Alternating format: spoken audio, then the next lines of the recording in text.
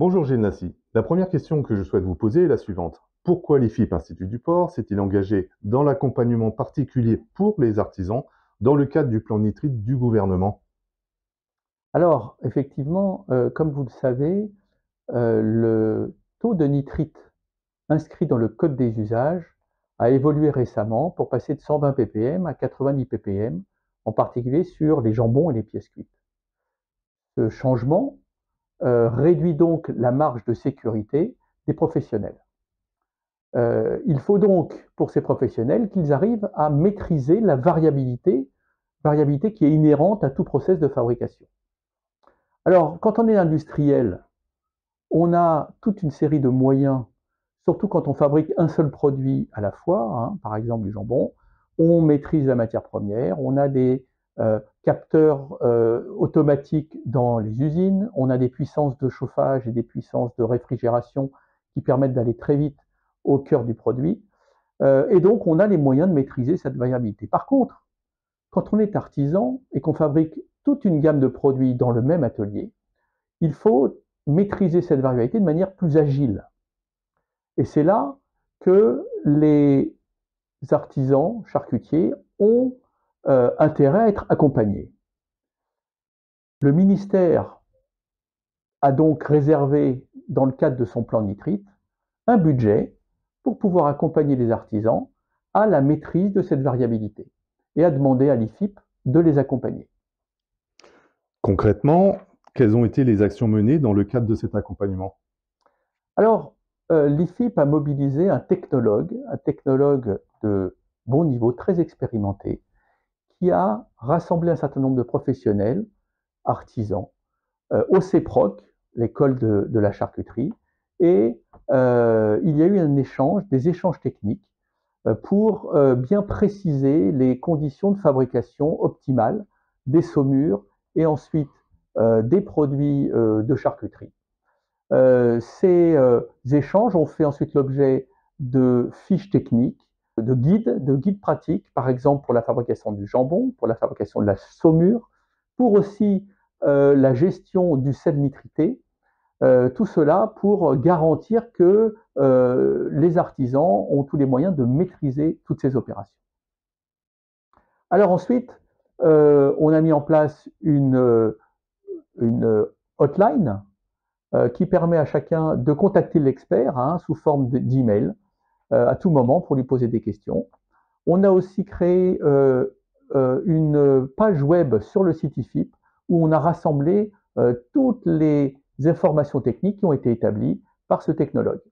Voilà donc un exemple de ce qui a été établi par l'IFIP. Et alors, un des éléments les plus importants, ça a été le développement d'un calculateur, un calculateur qui permet finalement aux professionnels de calculer avec toute la sécurité qu'il faut le bon taux de nitrite et le bon taux de sel dans leur saumure, leur garantissant un bon dosage du sel, un bon dosage du nitrite et la conformité au code des usages. Le fabricant désirant être accompagné par l'IFIP pour évaluer la conformité de sa saumure par rapport au code des usages peut utiliser le formulaire accessible sur le site internet dans l'onglet Composition de la saumure du jambon cuit. Les informations sur l'entreprise permettent à l'IFIP de reprendre contact avec le demandeur pour éventuellement obtenir des précisions afin que les calculs soient les plus fiables possibles. Elles permettront de renvoyer les résultats du calcul initial, de proposer d'éventuelles modifications et de discuter avec le fabricant de divers problèmes techniques qu'il pourrait rencontrer. Les informations doivent être les plus précises et complètes possibles, en particulier pour le sel ordinaire et le sel nitrité. Les sucres peuvent être apportés sous forme simple, mais aussi servir de support aux antioxydants ou d'autres composés à dose réduite. La composition du mélange technologique doit être connue le plus précisément possible et renseignée par le fournisseur. La teneur en phosphore P2O5 des polyphosphates doit être connue car c'est elle qui est prise en compte réglementairement. Les antioxydants peuvent aussi être incorporés dans la saumure sous forme simple. Dans tous les cas, il est nécessaire de bien différencier l'ascorbate et l'acide ascorbique sans limite d'apport fixé sous réserve de respecter une quantité juste nécessaire de l'érythorbate qui, lui, est limité à 500 mg par kilo dans le produit fini. Il est primordial d'indiquer le taux d'injection le plus juste possible, contrôlé au quotidien. Et le rendement de cuisson doit aussi être contrôlé à chaque fabrication et rapporté ici en valeur moyenne par type de jambon. La validation finale envoie le formulaire dans la boîte dédiée SVP Artisan. Je vous présente maintenant l'utilisation du calculateur pour évaluer la composition de la saumure telle qu'elle nous a été décrite dans le formulaire envoyé dans la boîte mail. On renseigne bien sûr les informations concernant l'entreprise. On est sur une base de teneur en nitrite du sel nitrité de 0,6%. On rentre la quantité d'eau, donc on part sur une base de 200 litres, donc avec du sel ordinaire, du sel nitrité et des sucres, donc du lactose. Ici, pas de mélange technologique qui aurait pu apporter du sucre, de l'érythrorbate, de l'ascorbate et éventuellement du sel. Les polyphosphates à 57% de P2O5. Pour l'instant, pas de décoction, mais elle peut être rajoutée. Ça participe à la formulation finale. Teneur en composé, l'ascorbate et l'érythrorbate qui sont rajoutés sous forme simple. On part sur une quantité de viande fraîche indicative de 30 kg, puisqu'on est sur des teneurs, donc quelle que soit la quantité, on n'aura pas de différence. Un taux d'injection de 12%, qui va déterminer le résultat au niveau du nitrite, donc puisqu'il est calculé sur le jambon salé, et le rendement de cuisson qui, lui, va déterminer les résultats obtenus sur le produit tel que commercialisé, comme le définit le code des usages, c'est-à-dire sur le jambon cuit. Donc on voit que pour la teneur en nitrite, on est en dépassement des 90 mg par kilo. Ça s'affiche comme non conforme.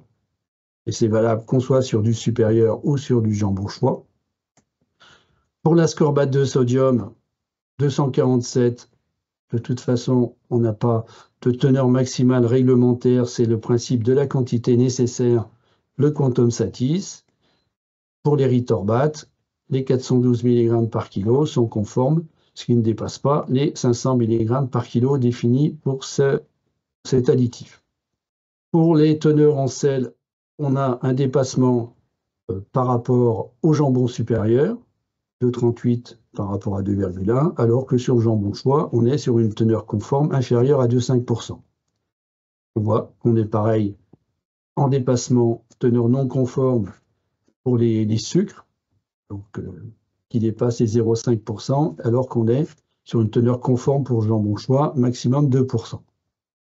Pour les phosphates, on rappelle que la présente est non conforme en jambon supérieur. Le code des usages ne l'autorise pas les phosphates dans les jambons supérieurs. Par contre, c'est conforme pour un produit comme le jambon cuit. Alors, on peut, à partir de là, modifier la formulation de la saumure de façon à ce qu'elle rentre en conformité sur le sel ordinaire, sur le sel nitrité, sur les sucres et aussi sur les polyphosphates.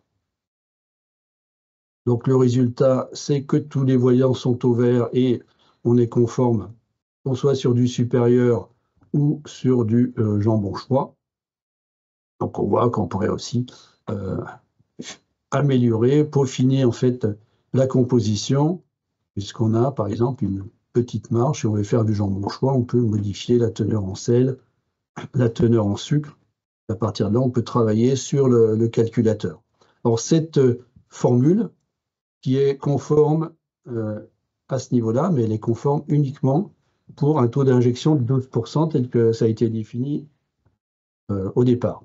Si on part sur un taux d'injection de 15%, que ce soit volontaire ou involontaire par rapport à la technologie, on voit tout de suite qu'on passe rapidement au dépassement sur la teneur en nitrite.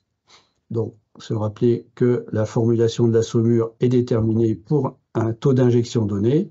On dépasse également en érythrorbate, mais on retrouve, c'est ce qu'on avait tout à l'heure, un dépassement en teneur en sel pour le jambon supérieur, alors qu'on est sur une version conforme pour le jambon soie, que ce soit sur le sel, le sucre ou les polyphosphates. Le premier bloc de la foire aux questions porte sur le nitrite et le sel. Les rôles du nitrite sur la conservation des produits de charcuterie, la limitation de la perte de couleur au cours de la cuisson et la maîtrise de l'odeur et du goût par son effet antioxydant. les rôles du sel complémentaire du nitrite sur la conservation, mais aussi ses effets sur la rétention d'eau et la tenue de tranche du jambon cuit. Enfin, la gestion du sel nitrité, seule source de nitrite autorisée, est également développée pour assurer une teneur suffisante et homogène en nitrite dans les produits de charcuterie. Elle est basée sur un document plus complet, le guide d'emploi du sel nitrité. Dans le deuxième bloc, des questions plus spécifiques au jambon cuit abordent la formulation de la saumure qui peut dépendre du type de jambon, du taux d'injection et du rendement de cuisson. La question des polyphosphates est également abordée. On y voit également la préparation d'une saumure avec ses exigences particulières, notamment en termes de température. On y aborde également la sélection et la préparation des jambons frais qui participent fortement à la réussite de la fabrication. La maîtrise de l'injection à la veine combinée au saumurage, ou bien l'injection au muscle combinée au malaxage. Enfin, le troisième bloc porte sur le traitement thermique, organisation des cuissons, les différents types de cuisson du jambon cuit, la manière de définir un barème de cuisson en fonction de la température et du temps de traitement, et enfin, comment maîtriser le refroidissement des jambons après cuisson. Comment diffuser toutes ces informations désormais? Alors, pour diffuser ces informations, nous allons travailler avec la CNCT, qui est notre partenaire dans ce programme d'accompagnement. Nous allons réaliser des webinaires de 1h ou 1h30 où nous allons restituer les connaissances que nous avons établies. Nous allons aussi, avec la CNCT, je dirais créer des liens d'information, en particulier sur notre site internet, que va relayer la CNCT auprès de ses adhérents répartis sur tous les territoires nationaux. Merci Gilles Nassy. Je vous en prie, c'est un plaisir.